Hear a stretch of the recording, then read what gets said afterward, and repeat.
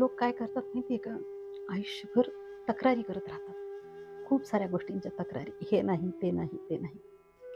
कधीतरी जाग येते पण, की अरे आपल्याकडे जे आहे ते इतरांकडे सुद्धा नाही. परंतु हे कमी वेळा घडतं.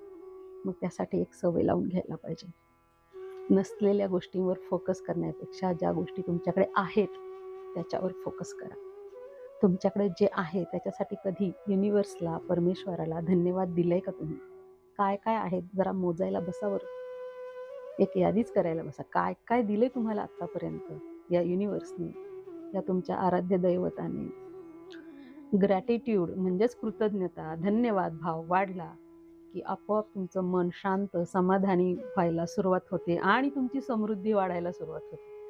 हा एक सर्कल आहे आणि ह्याच्यासाठी तुम्हाला कृतज्ञतेच्या फीलिंगमध्ये राहायला हवं.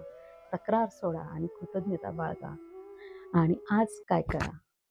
5 अशा गोष्टी लिहा, त्याच्यासाठी तुम्ही ग्रेटफुल आहात.